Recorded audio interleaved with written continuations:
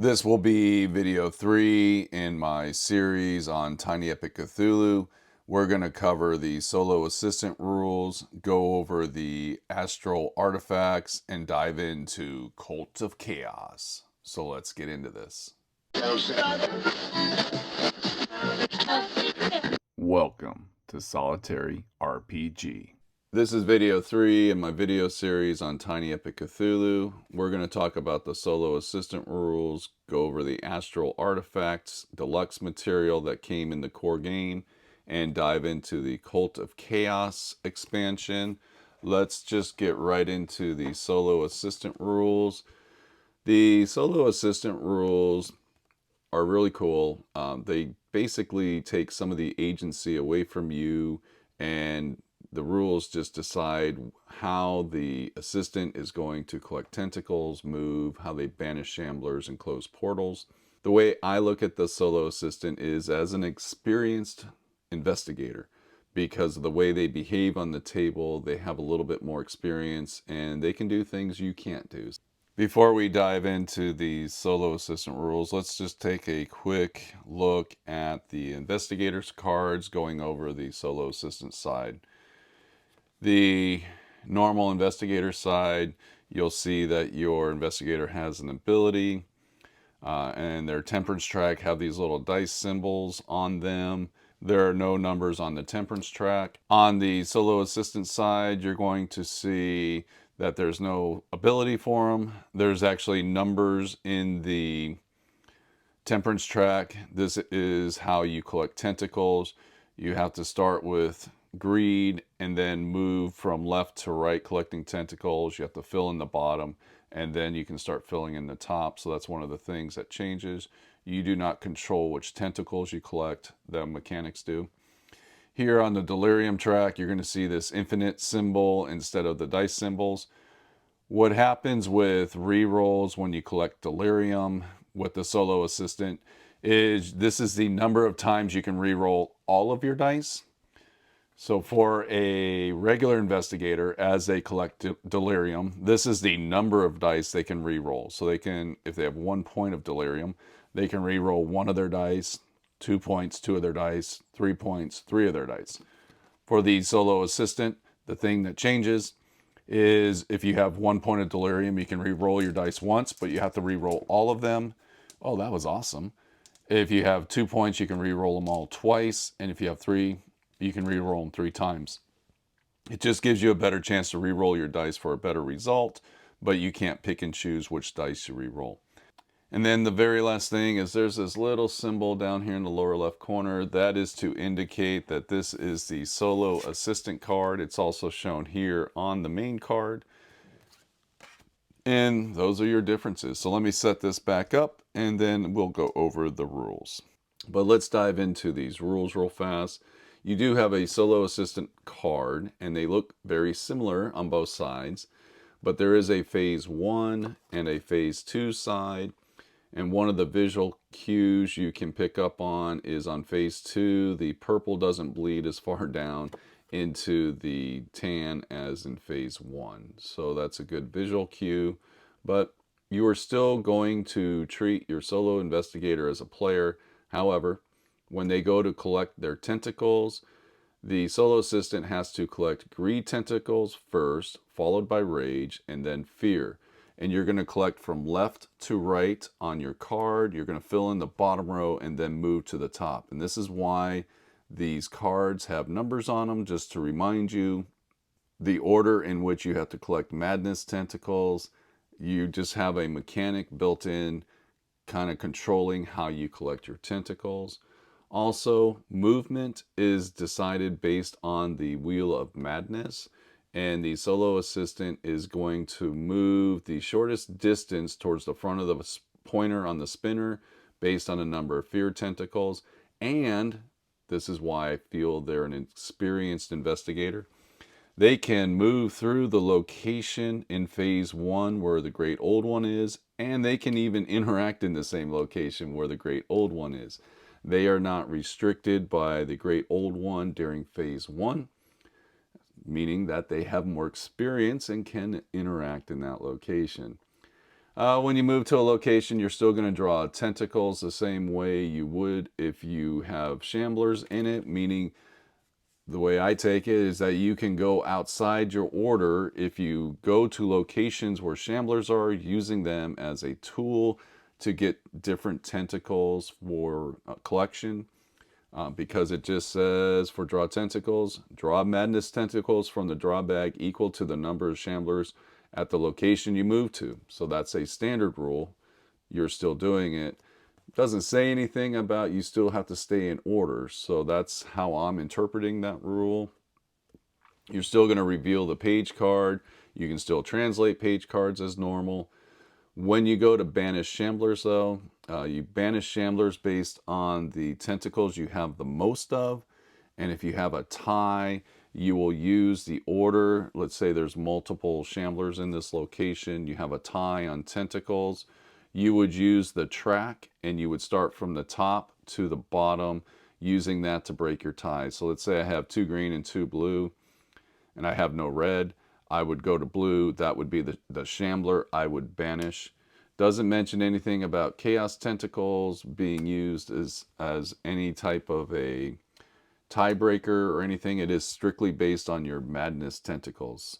But you can still use chaos tentacles like a normal investigator as colorless tentacles or extra actions. And at the very bottom, you have a note here talking about sharing your tentacles on your temperance track. If your investigator is in the same location as the solo assistant, the investigator can pull tentacles from the solo assistant to assist them in doing whatever actions they're taking. So you just have to be in the same location and you can share tentacles. Pretty straightforward. Just some of the agency for the player, for myself, is taken out and is decided by the card here. On phase 2, the only thing that's going to change is when you go to seal the portals, the assistant will prioritize closing the portals based on the most number of ruin cards that they have, the colors. So if I have 4 red, 2 blue, and 1 green, I'm going to prioritize red first. And if there's any type of a tie on the number of cards that I have, which is very likely for this game, is you will break ties going from left to right. Just like breaking ties is on this track here. Same thing here, just going left to right. And, sealing portals is something you only do in phase 2. So you have that additional action.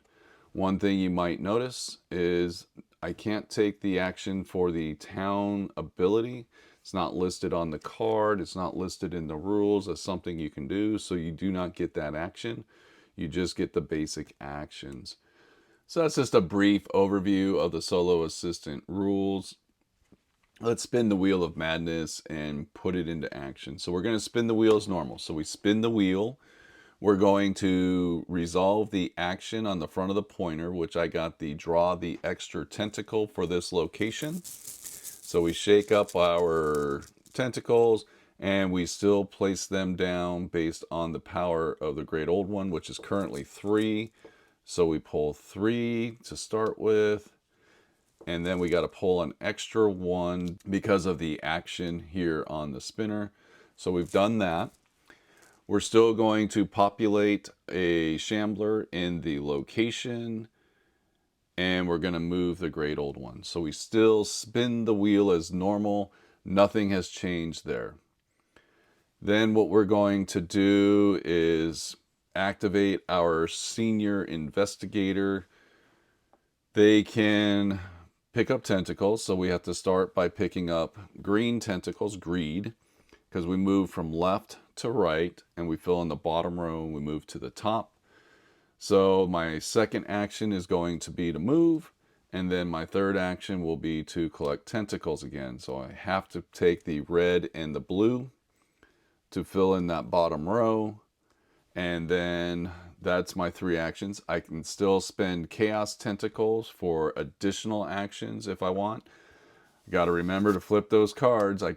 This is the one thing I forget the most. So when you move to a location, you still flip the card. I could spend a Chaos Tentacle to translate this card, take my extra action, and then wipe out all of my tentacles to translate this card and then collect it, but this is turn 1, so I wouldn't do that. Then you would treat your regular investigator as normal and then go back to your solo assistant.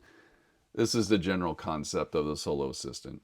Just certain actions are taken out of your control and decided for you, but for the most part, you just play him as a normal assistant. So that was just my brief kind of a turn for the solo assistant. I'm not going to get into a bunch of turns and drag this video out for a long time. I think everyone can get the general sense of how the solo assistant rules work. Treat him as a veteran investigator. Certain things are taken out of your control and are decided by the solo assistant rules, and you would just continue playing the game that way. One of the things I like about what Gamelin did is they actually took this solo assistant rule one step further, and you can play with all of your investigators as solo assistants, and you really just end up playing the Wheel of Madness, and you just spin the wheel and just respond to the wheel and just let that control everything just to see what unfolds. You still want to try to win, but you have no agency. It is simply the Wheel of Madness is deciding everything for you. I think it's a neat little concept. I have not played that yet, but I do think that's a neat concept and would probably make for a good couple hours of entertainment. Just seeing how bad things could go for you. That's the look at the solo assistant rules. I'm going to go ahead and reset, and then we're going to talk about the astral artifacts. Another thing that will come in the deluxe version of Tiny Epic Cthulhu are the astral artifacts. What this little expansion will give you, first you'll get the instructions, which is just this little pamphlet of information. This isn't a very complicated thing, but it adds a lot to the game. You're going to get the 5 astral artifact cards that you will place out on your board. Let's just go ahead and do that now. You just give them a little bit of a blind shuffle, and you just place them face up on the next to the page card. I'm using the mat, so I have the little spot for the artifacts. You just place those out, and then you're going to get all of the tokens, and there's going to be 4 of each one of these artifacts that you're going to get. I'm just pulling them out of my little storage container. And what you're going to do is you're going to find the monolith ones, which are the blue ones, and you're going to put all 4 of them onto that card. And you're just going to go around the board and distribute these to the different artifact cards. So let me get that done and I'll be right back. If you end up using this expansion, and when it comes to setting out the tokens, you'll quickly realize you don't have to put all 4 of them out if you're playing a game with less than 4 players. You only need to put enough of them out for the number of players. An investigator can only have one of the artifacts on their player board at any time, so you can't collect multiple of them. That's why you only see 4 for each one of these artifacts, because this game is designed for 1 to 4 players. So if you are setting up for a game with less than 4 players, just put out the number of artifact tokens based on the number of players you have. Let's get into the instructions. As you saw, set up, randomly place them around, place the tokens on, you're good to go. So how do you get an artifact in this game? How do you pick one of them up? When you are in a location, let's say my detective is here, and you banish a shambler, you may then collect one of the artifact tokens from that location. It's just that simple. And now that he's collected an eye, he can only have that one eye on his player mat at any given time. So how do you activate your artifact tokens? So let me give my investigator 2 tokens. We'll put them on his player mat. When the Great Old One happens to visit you in your location through the Wheel of Madness spinning, and that's where he ends, you activate your tokens.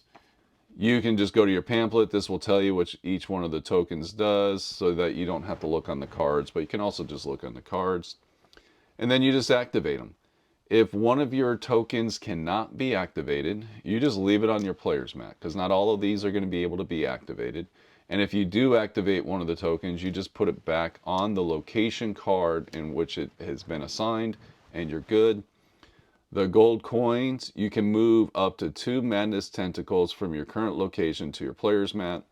So this is why this one may or may not be able to be used, because there may not be any tentacles that you can move. And it also says move up to 2 madness tentacles. You don't have to move any of them. You can just say, no, I don't want those. Obviously, collecting them, you can't become accursed. It doesn't say that, but we can lean on the core rules that talk about you can't collect tentacles causing yourself to become accursed. So I think that's why it says move up to 2 madness tentacles. That's my interpretation. The key, add 1 chaos tentacle to the discard mat from the general supply. And as we already know, your general supply can easily run dry and you won't have any chaos tentacles in there. So again, this is why you don't have to do them. The monolith, move the highest eldritch tentacle from the Great Old One's energy track to the draw bag. If your Great Old One does not have any, then you would not activate that one. The eye will allow you to move 1, 2, or 3 of a single type of madness tentacle from a shambler's mat to the discard mat. And the amulets will move any 2 madness tentacles from the discard mat into the draw bag.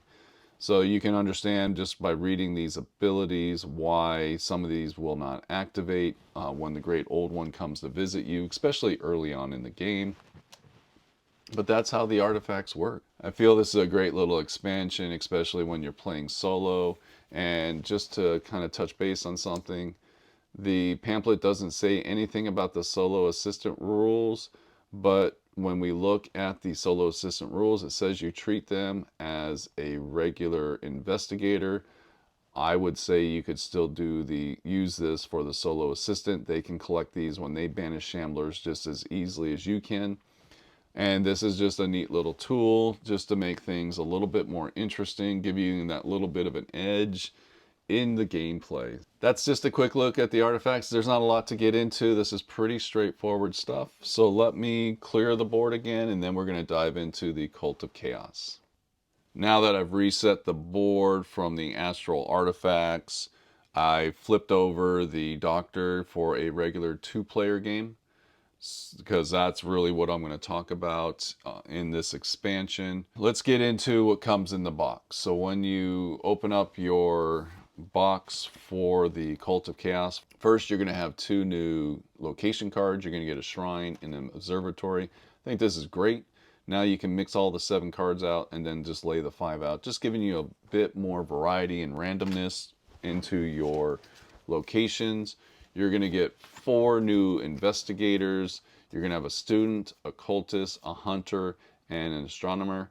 This is great. Now we have 10 different investigators to choose from. Another thing you can do is just randomly mix up your investigators and distribute them to your players, or just put them on the board randomly so you don't know who you're going to get, which is awesome. And lastly, you're going to get 4 new Great Old Ones to choose from.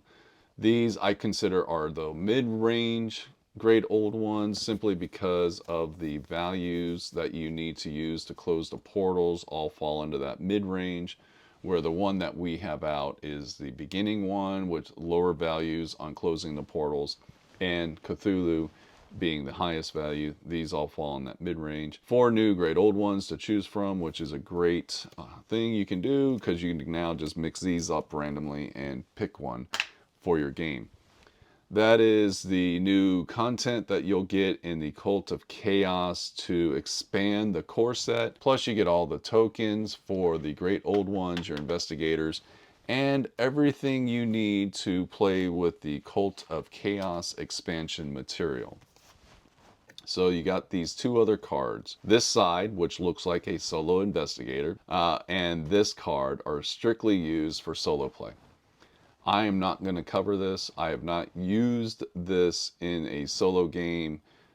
So we're going to set this card aside. On the flip side of this card is the Cultist mat. And this is what you're going to use for a 2-player and up regular game. And that's what we're going to talk about in this video. However, I am officially out of space on my camera view for me to show you how to set this up. So what I'm going to do is I'm going to set the Wheel of Madness off to the side in the same way that it's set here, and I'll spin it off the camera, and I'm just going to set the cultist mat in the center.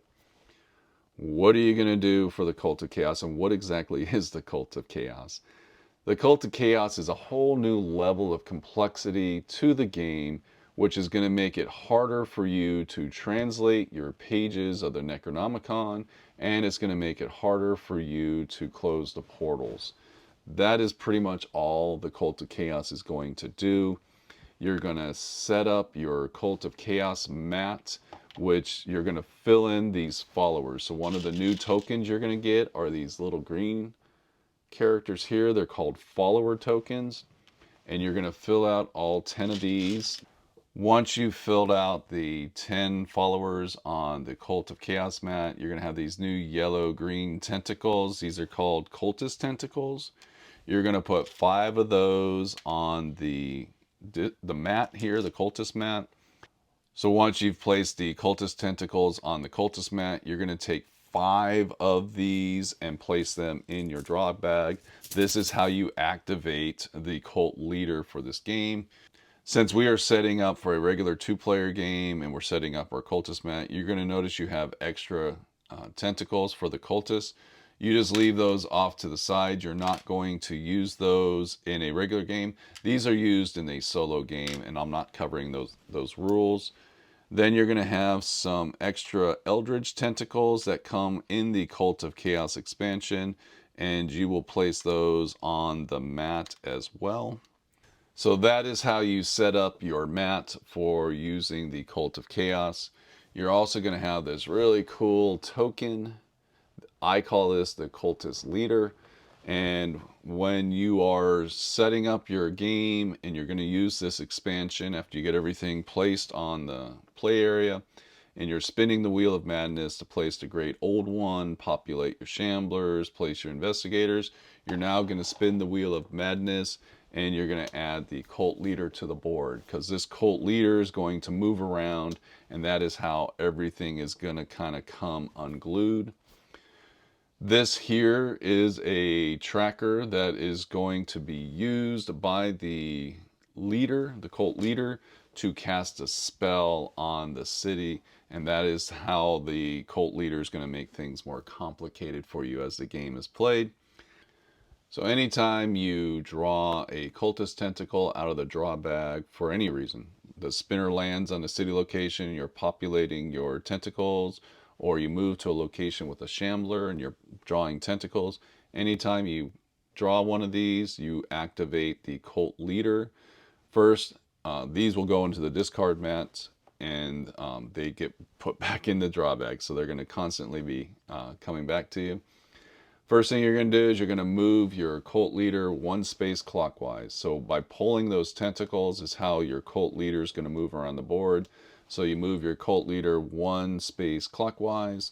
If the page card has not been flipped for this location, then you will flip the page card for that location. Take a look at your spell track. So this is the spell track, and when the cult leader collects tentacles and fills up this spell track, they cast their spell. And the way the rule is written, it says a fear tentacle will be collected first. If there are no fear tentacles on the town card, the cultist will collect a rage tentacle. No rage tentacles are on the town card, the cultist will collect a greed tentacle.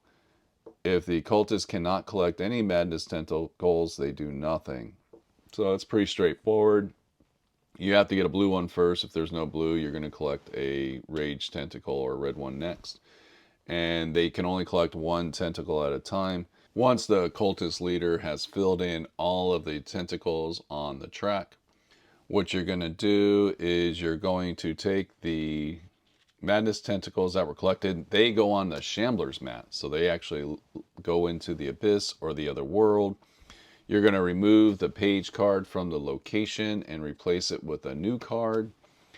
And then what you're going to do is you're going to collect followers that match the numbers on the page card. So here we'd collect the 1 and the 5. This card will actually get discarded, so you no longer have access to it. And you are going to place followers on the page card going clockwise from where the cultist leader is and place them on the page cards. You can only have a maximum of 2 followers on every page card. So if you already have 2, you just kind of move along. They're going to continue to come out because your cultist leader is casting a spell, and they're going to continue, so you just kind of keep moving around the board. You're going to start from left to right, pulling from this card, just like we do here for the Necronomicon book. As we're translating, we go left to right. And as you pull them off, you just start moving down. You can also pull off more cultist tentacles and eldritch tentacles. And when you pull those off, they're going to be placed in the discard mat. And if you have cleared a row and you still have to pull from it, what you end up then doing is powering up your great old ones. So this is one of those things that you're going to try to manage, because you can actually end up putting the followers back on the mat by defeating them or banishing them. But what does this do to the players? Like, how does this make the game harder for the players? Well, first, when you go to translate a page, you have to pay 1 more tentacle for every follower that is on that page. So you can only have a maximum of 2 followers on any page, and they are just going to cost you more tentacles to translate the page, just making that game a little bit harder for you to translate pages. Also, if the cult leader happens to be in the same location where you want to translate your page, well, now this is going to cost you 3 more tentacles to translate the page.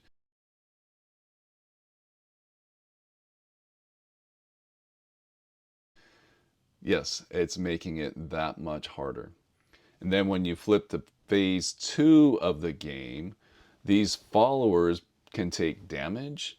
When you go to roll your dice to close your portal, and you roll, let's say, 3 tentacles, giving you a total of 3, well, they absorb 1 of them. So now you actually only roll 2, and when they absorb that damage, they go back onto the cultist mat. So they never leave the game. They just go back onto the mat, and then they can come back. So this will be kind of recycling throughout the game. And you can take a new action during your turn, which is banishing the followers. A little bit like banishing shamblers, but instead of using tentacles, you're going to use your page cards that you've collected. For every page card you collected, you get to roll a dice, and you have to equal or beat the strength of the followers, and that is determined by the number of followers on the page card. Max is only 2. So let's say we have this situation, and my investigator happens to have collected 2 cards, and they're different colors. They don't have to be the same color, just have to have the cards. They can roll 2 dice. Let's say they roll that. They've rolled 1 success. You have to equal or beat the strength. I've equaled it, so that means I banish this shambler and I put them back on the cultist mat in any place or location I want. You do not have to follow any type of order. And that's how you will banish them. The last mechanic I want to talk about is during phase 2.